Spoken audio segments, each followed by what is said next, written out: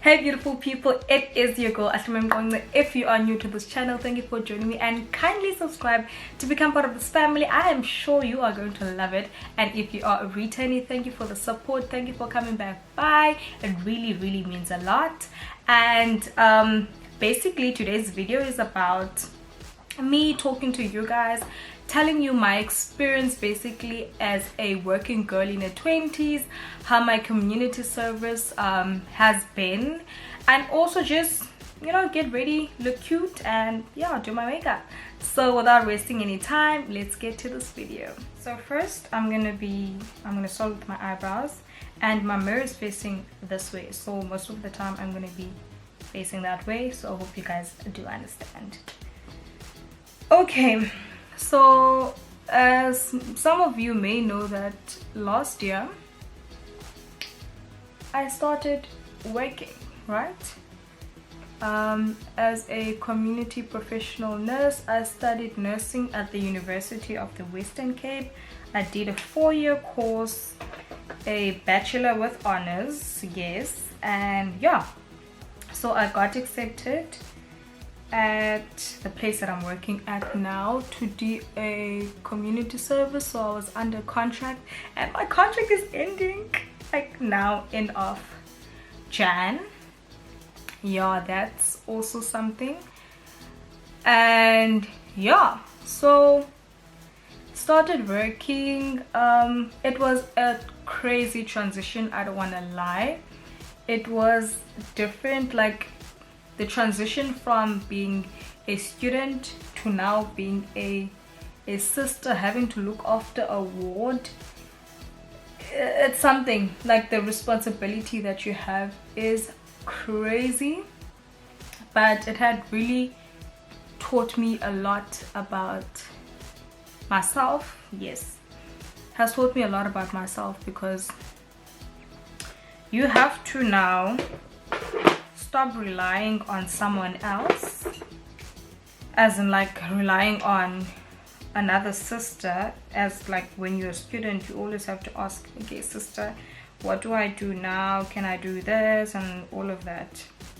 Now you have to be an independent person and basically make your own decisions that are best for your patients, because we are working with patients. So I was working with people who are way older than me, like people who are even older than my mother. And as the sister, I had to obviously give them duties, but obviously they know what their scope of practice is, like they know what they are supposed to do. But at times you have to like delegate if you're short staffed, and you have to tell someone, okay, since whoever is not here, you have to do 1, 2 and 3. And trust me, it's not easy telling people who are like older than you to do things.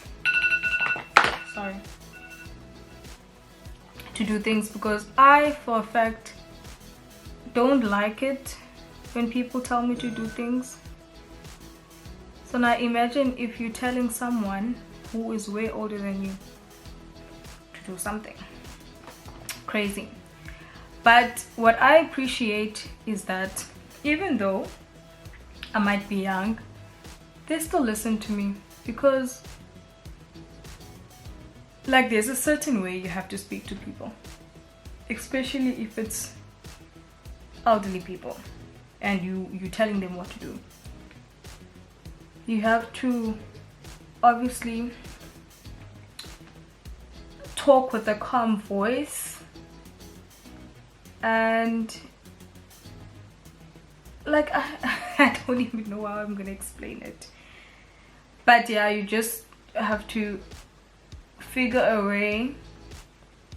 But what I did first, in order for the whole transition for me to be smooth, I built a relationship with my colleagues. and when I didn't know something, I'd always ask for their input, so that it doesn't feel like I'm just doing this all by myself. Like, you must always have like a sort of structure or like a unity with like the people you're working with, because trust me, if there is no unity or no communication with the people you're working with, it's gonna be a mess, because they're not gonna trust your decisions and they're gonna make life hell. That's one thing about nurses. If you do something to them and they do not like you, they'll make your life hell. We are like that. Okay, so let me try to speed up this process because it's taking long. So the first thing I had to do was build trust with the people that I was working with, because first of all, I am very young and they have never worked with me before. So they need to know that I know what I'm doing. They need to trust my skills, my capabilities, and my decision making. So that was the first thing I had to work on. And what helped me with my transition is the fact that I am vocal. If I do not understand something, or I feel uneasy or unsure, I will ask the people that I'm working with, because they have been working there longer than I have, so they probably have experienced what I was going through. So I am not afraid to ask. And the people that I asked, if maybe I was unsure, were obviously the people that I was working with, the nurses. And trust me when I say, if now you are a student or you're going to be doing your community service, make sure that you get familiar, or make sure that you are close with your nurses, because the nurses, they pretty much know everything. I learned what I know now from nurses more than the sisters. And most of the time you're gonna be with your nurses, because during like lunch and all of that, another sister will be gone for lunch, and then you are going to be alone in the ward with the nurses. So best way or best thing to do is befriend your nurses. And I'm not saying like now be friends or whatever with them, no. I'm just saying that try to build a sort of relationship, or like a work relationship with them. Definitely that will make your life easier. So I learned this, well, I feel like I always knew, because the nurses stay in the wards like longer than the sisters. Like the sisters will rotate, but the nurses, most of the time they'll be in a ward for like 5 years, even longer than that. So I mean, they have experience. And another thing is that you have to trust your instincts. Sometimes things are gonna happen and then you feel like I should be doing this, but then what if, you know, there's always those what ifs. And especially when you are working with babies, you're gonna doubt yourself, you're gonna second guess yourself, because listen, this is like a new world and you are in charge and you have to make the right decisions. And listen, we are working with lives, so whatever decision you take, is going to affect people, mothers and babies. So you must trust your instincts. When something feels wrong, act on it. Don't wait for someone else to notice, because some people, I'm gonna try to give an example. Say for instance, they notice that a baby is breathing funny and no one else noticed, and then they decide not to say anything, so that like they aren't sure if maybe the baby has been breathing like that or it's something new, and then they decide to keep quiet so that someone else can notice and someone else can voice it out. And then you never know, within those minutes of you keeping quiet, if you can save the baby's life. Maybe the baby has like breathing problems, and then baby suddenly stops breathing and the baby dies. And then like that thing is gonna obviously stay with you forever, because you could have done something, you could have acted on it, like your instincts were telling you to do something, but then you were like unsure. So that's one of the other things I've learned. If I see something, I don't like it, I act on it. Like this other time, the CTG, which is basically like a monitor which monitors the mommy and also the fetal heart, like the baby's heart while the baby's like inside. I wasn't sure if the baby wasn't distressed, because the CTG was flat, and then it just happened. So I was like, should I wait for it to give like a longer reading, or should I give this lady fluids? To basically like fluids or the plasma light or any liquid that we give the mother via the vein, to basically like resuscitate the baby while the baby's like inside, to give the baby energy, or yeah, basically give the baby energy. So like I think I had like a few weeks in the postnatal, no, not postnatal, it was first stage. So I had like a few weeks there, and I was like, this looks wrong, like, but it just started. Should I wait, give it time, and then act on it, like after I've seen that, okay, no, this has been happening for like what, 10 minutes or even longer? Or should I just do it now? And then I was like, you know what, girl, if it feels wrong, or something is telling you that it's not right, like you're unsure, something is telling you that no, there's something not right, act on it. And that's exactly what I did, and I saved the baby's life, because I was like, I don't like this, let me give this lady fluids. And yeah, baby's alive, mom is okay, because I decided to act on my instincts.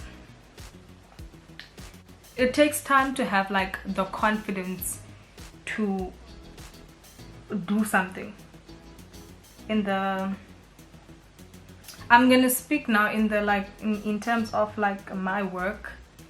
It takes time or confidence in order for you to feel like, you know what, I don't care, I have to act now. Because sometimes you will do something and then the doctors will come and they'll ask, who gave this order? Because I didn't order this lady to be on fluids, so why is she on fluids? And then you're gonna have to explain why you decided it was best to give fluids, because as midwives we are independent professional nurses. We can make decisions based on what is happening. If we feel like it's best to do whatever, we do have that power to act on the interest of the patient. So I'd say that I saw that the CTG wasn't looking good, and I didn't want to wait till something was wrong in order for me to act on it, because obviously I didn't like what I was seeing, and I decided to resusc the baby so that to make sure that the baby is fine. And in that way, when you are doing things independently and not having to go ask a doctor, what must I do? I saw that this thing, because they're gonna think, is this like an independent midwife that's coming every 5 minutes to come and ask what she must do? Can't she think for herself, or doesn't she know like what to do in situations, you know? Like, you don't always have to ask like your seniors or your doctors. You just have to do it. And for some people that takes time, like, because I mean, you sometimes you're scared, like you honestly don't want to do something wrong, you know, and you just feel comfortable in first having to ask before doing whatever. Sometimes that is safe to do, because you're not gonna do unnecessary things. But sometimes it's not so good, because people are gonna think, this one, she doesn't know anything, she's always asking what she must do, you know. So you also have to think of those things. So working in your 20s, it's really not easy, because you're still finding your feet, and then you are put in a position, or not say put in a position, your profession forces you to be assertive, to take responsibility, and basically be an advocate for your patients, because they are in your care, which means you have to look after them, and you have to do whatever to save their lives. That's the life we chose, and we have to act on it. And also sometimes there will be those days where it feels like everything is just going wrong, like everything that you're doing is not enough, or I don't know, but you definitely get those days, and that's when you have to just stay as calm as you can be and ask your senior what to do in those cases. And for me, those days were very difficult, in a sense that I am a perfectionist when it comes to my work, but then I also have to remember that I am working with lives. So not everything is gonna go my way, whether I like it or not. That I had to learn that you save some and you also lose some. That's just life in general. So yes, you do have to take control and be the one that makes decisions, but then at times you do need like I'm looking for this word but I can't get to it, like a second opinion. Basically, you do need a second opinion, and you honestly can't take chances because we're young, we just want to prove ourselves. But listen, might be young, but I am capable of doing this. And obviously the reason why they chose you was that they knew that you had the capabilities and skills and everything. Otherwise you wouldn't be where you are. So when in doubt, definitely ask for a second opinion. That will save your life, your career, and your patience. So those are really important. So basically, as I said, it's trust your instincts, trust yourself, have confidence, trust in your colleagues, build a relationship, communicate with them.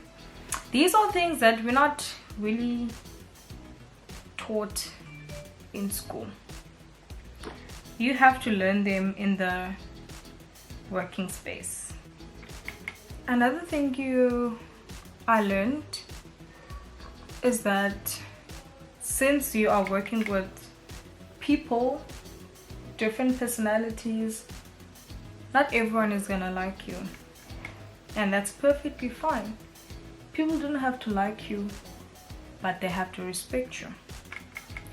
Just because you don't like someone doesn't mean that you have to disrespect them. And I learned this not necessarily the hard way, but it wasn't easy to grasp, mainly because I'm a very nice person. Let me say that. I'm a very nice person, and I'm very understanding. So when someone does things and then you just question their character, and you're like, does this person like me or like what? And then as time goes by, you just realize that, you know what, you don't have to like me, you just have to respect me, respect my work, respect my decisions. Because honestly, some people, they come home with baggage, honestly, and then because you're young, they feel like they can override your decisions and do whatever they feel like doing, and that's not okay. It's not okay. If I give, I wouldn't say like an order now, or like an instruction, or something must be done, and then I tell like a nurse that I'm working with that, could you please do this, and it's also in their scope, then they pretty much have to do it, especially if it's like in the interest of the patient. Like I'm not doing it just to spite them or like just to boss them around. It's all work related, you know. Some people will be like, hey bro, imagine this small girl telling me what to do. Who does she think she is? My kids are way older than her, they don't tell me what to do.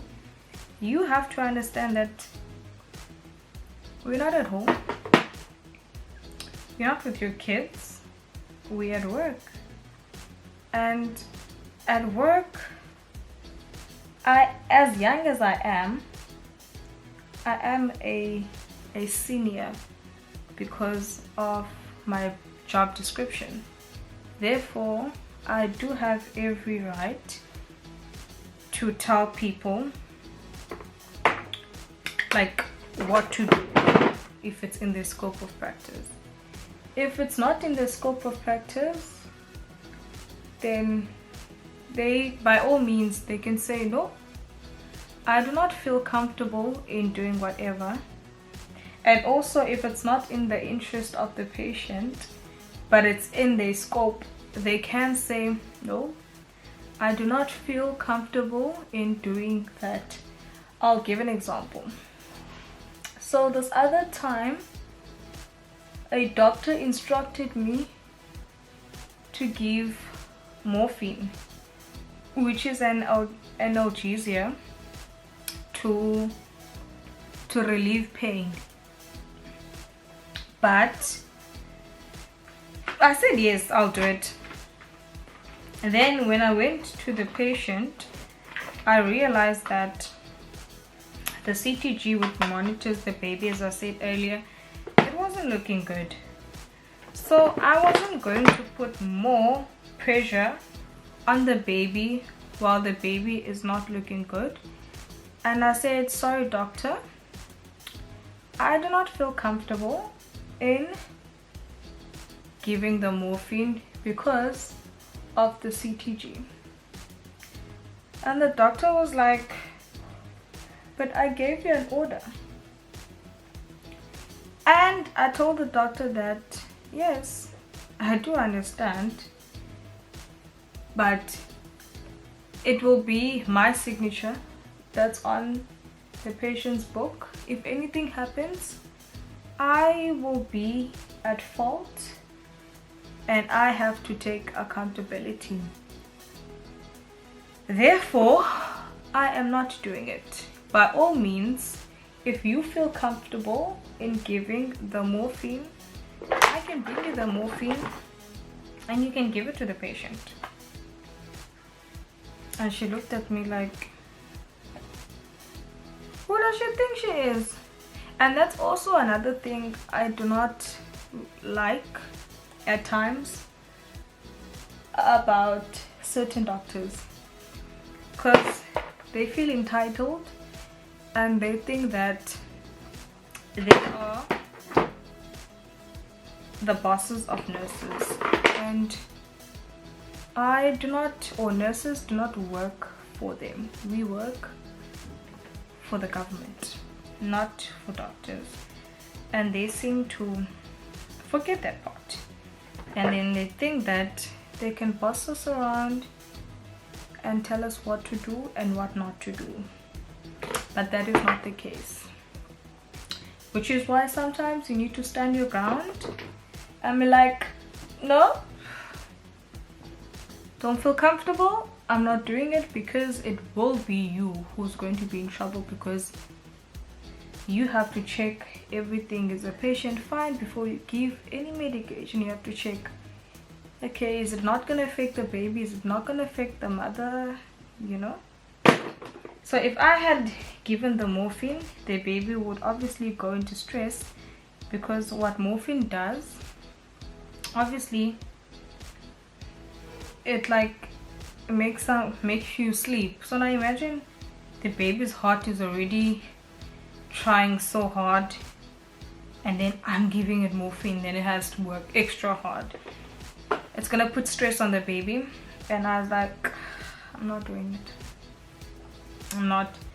And then she ended up giving it, because I was like, I'm willing to take the morphine in the drug cupboard and give it to you, but what I will not do is give it myself. Because one thing, the doctors, shame, they will not stick up for you. They'll stick up for themselves, but not for you.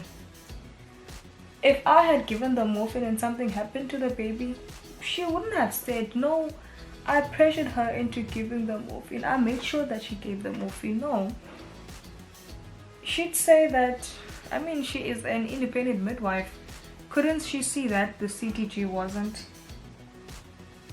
fine? Then I either lose my job, get sued by the family for the baby's loss or the mother's loss, whatever the case may have been. So you need to stick up for yourself, basically. That's what I'm getting to. You need to stick up for yourself, because yeah, when shit hits the fan, those people will look out for themselves.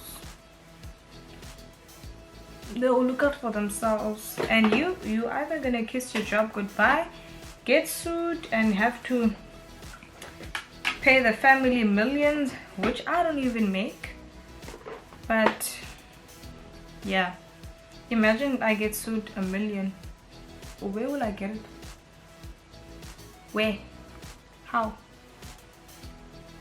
No, I will not put myself in awkward positions just to please doctors or please whoever. I can never. My patients, they do come first, and I need to make sure that their needs are met, and I need to make sure that I'm advocating for them and doing what's best for them. That's the life we sign up for, and I need to make sure that that happens. Okay, it's taking too long. Let me finish up quickly. I know that this video has been a mess. I feel like it's all over the place, but then I just want you guys to know that you don't have to figure everything all at once. It's obviously not going to be easy because you're still finding your feet, but make the best out of your 20s. If you get like an opportunity to be working at a young age, just take it with both hands, because there are a lot of graduates who are unemployed and they do anything to be in the position that I am in, and that makes me eternally grateful that I am blessed to be here. I mean, I started working when I was 22, turned 23 the same year, so that's pretty much young to be in a space where you are delegating, you are responsible for the lives of human beings. But just don't be hard on yourself. You're not gonna figure out everything at the same time. It's gonna take time, it's gonna take practice, but just know that you're not alone. And obviously there's gonna be a lot of pressure, especially from social media.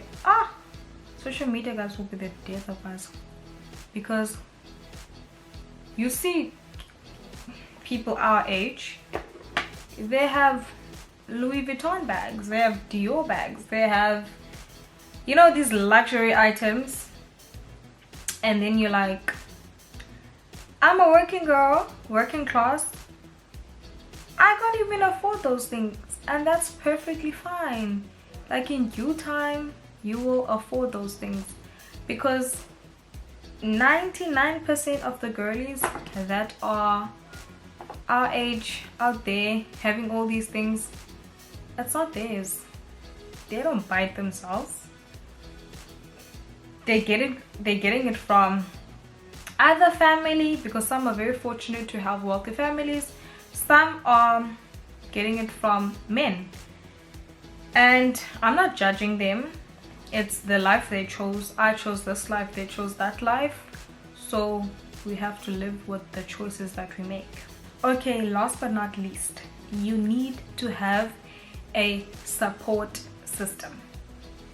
So I'm not very lucky in like the friends department. I have like 3 friends and we're all working, so we don't really spend much time together with all of my friends. So my support system is my family, like my mom. Love that woman. Whenever I feel down or I want to talk about something, she's my go-to person. My boyfriend, my go-to person. You need, because I mean, guys, working is, I'm not gonna say hard, but it's strenuous. Some days you don't even feel like going to work, you feel miserable, but you have to do it. So it's not easy. It's really not easy. Working is not easy. If I had like another, like, I don't know, if there was like, if my boyfriend was rich and wealthy and he had everything, he will, but like if now he had, I'd be a house girlfriend. Why would I wake up and go to work when my man has everything? Why? You guys, yeah guys, it's not easy. You need a solid support system, and also you need a good coping mechanism. Our mechanisms are different. My mechanism is gym, guys. My gym for me is therapy. Without gym, I'd be a wreck, I'd be depressed, I'd be all over the show, but it has kept me going. Some people's coping mechanism are friends, spending time with friends. As a professional nurse, you don't really have the luxury of time to be spending time with friends, because 80% of the time you're at work. You really don't get time, but some people make time. Because I make time to go to the gym. Even if I'm working night shift, I'll still in the morning go to the gym. So other people resort to drinking. It's up to them, because you don't have to binge drink. You can just have a glass of wine, watch a movie and sleep. That's okay if it works for them. Support system, coping mechanism, you need those. Makeup is done. It's looking cute or whatever. Yeah, so this is the end of the video. My makeup is done, and I think I've said quite a lot, and I do apologize because I feel like this video was like all over the place because I didn't really have like a structure, but I feel like I've said everything that I wanted to say, and I even said more. So I hope you guys can learn from some of the things I've said, and obviously you will make mistakes, you will learn some things for yourself, you have to. And yeah man, 20s, they shouldn't be that bad. And if you have the blessings and the opportunities and the privilege to be working at such a young age, just take with both hands and make the best of everything. Do not be hard on yourself. You're not gonna figure out everything on like the first trial or the first go. Just keep trying. Even if you don't make it, keep trying. If you fail, do it again. You fail, do it again until you get it right. Especially if you know that I want this, go for it. And yeah, I'll see you in the next video. Bye.